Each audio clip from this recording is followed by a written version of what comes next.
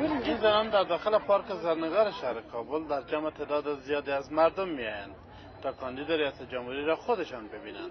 بعضی از آنها تعلیم یافته‌اند. بیشتر مردان و زنان این کشور تعلیم یافته نیستند، اما این کمبودی مانع دیدن رویاهای آینده بهترشان نمیگردد. آرزو دارم که درس بخونم، یک کشور خوب باشه، آرامی، مملکت آرام باشه. یک آینده بهتر تنها برای آنان نمی باشد، زیرا همه به فکر آینده می اندیشند و تلاش دارند در انتخابات تغییر را وارد نمایند.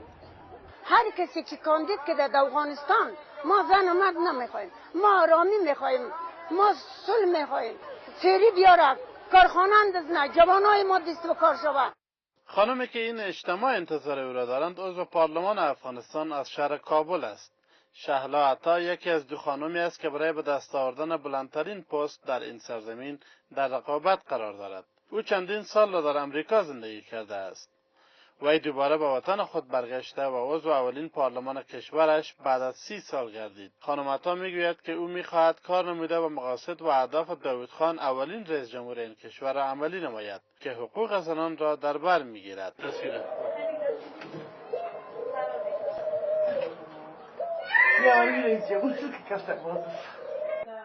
یک تعداد از زنان توانایی‌های خود را بعد از دوره اول ریاست جمهوری پیدا نمودند. گروه‌های متعددی از زنان با هم یکجا شده و به ترتیب بر فهرستی از کرسی‌های دولتی به موافقه رسیدند تا یکی از نامزدهای ریاست جمهوری پیش از این که زنان از کدام کاندید پشتیبانی نمایند آنها را حمایت نماید.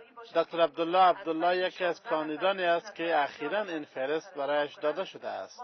وی گفته است که آن را مرور خواهد کرد و بعداً پاسخ خود را ارائه خواهد نمود.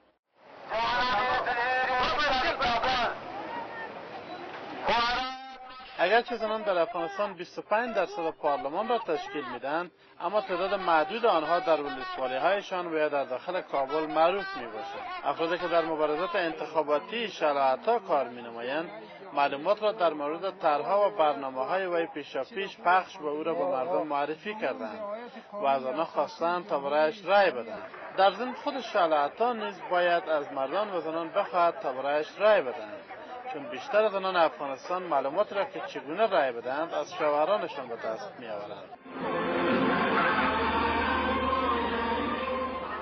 زمانی که شهلا عطا به پارک زرنگار میرسد با 200 نفر از زنان بدرقه می‌گردد. خانم عطا در سخنرانی خود بالای موضوعات تمرکز می‌نمود که بیشتر احساسات زنان را برمی‌انگیخت. وی می‌افزاید که واقعاً پارلمان و حکومت در قسمت کمک به زنان ناکام شدند تا آنها را در پست‌های مهم دولتی سهیم سازند. نیمه پیکر جامعه را زن افغان تشکیل میده، اما 65% زن است. ما یک وزارت داریم، یک وزارت کلیدی آقای کرزی برای ما داده تاسیس کرده، اما به این آدم افتخار میکنیم که یک والی داریم. خانم سورابی یک والی است به ولایت بامیان، اما فضل خداوند تعالی امنیت است چون یک زن است. چرا مردان نتانستند امنیت گرفته؟ این کشور مسالاری زن هم حق داره که زن هم خود کاندید کنه به ریاست جمهوری.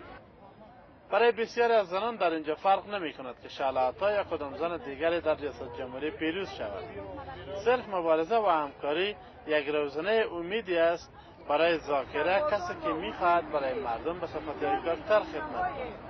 وقتی که مثلا امی یک رئیس جمهور ما انتخاب کنیم و تا دایده ما بتونیم که امی مثلا سطح دانش خود ما بلند ببریم و دیگه امنیت اساس شود، دیگه مثلا امی مشکلات های امی مهاجرایی که دیگه مثلا کشورها می باشه اینو پس دوباره در افغانستان رو بیاره تا اینکه کلش دست در یک جای شوند تا بتونه در افغانستان که خدمت کنه تا اینکه یک زمینه برای یک خانم افغانستان مساعد شود تا اینکه رئیس جمهور شود.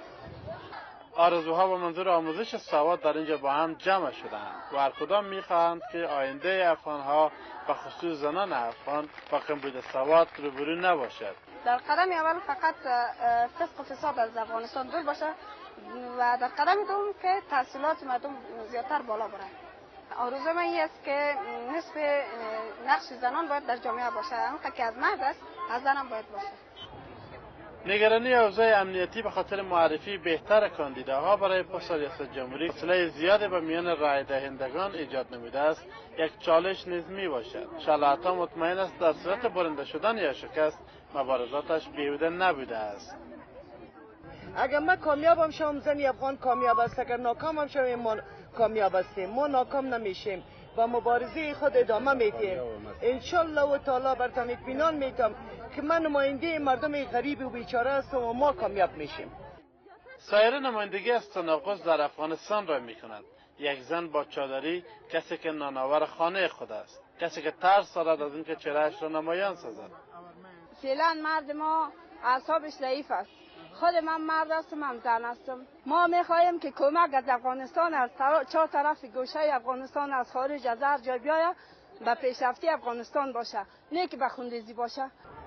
در این حال من بعضی از مردان را که از فاصله دور تماشا می‌کردند پرسیدم که آیا برای زنان رای خواهند داد تا رئیس جمهور شوند. بعد از شمارش آرا نتایج انتخابات نشان خواهد داد که چقدر مردان در افغانستان از زنان حمایت نموده و در انتخابات ریاست جمهوری با آنها رای دادند. اما آنچه که مهم است نفس حضور زنان در انتخابات ریاست جمهوری باعث کاندید در این پست خود میتواند موفقیت بزرگی برای زنان محسوب گردد. وکیل احمد احساس، تلویزیون آشنای صدای آمریکا، کابل.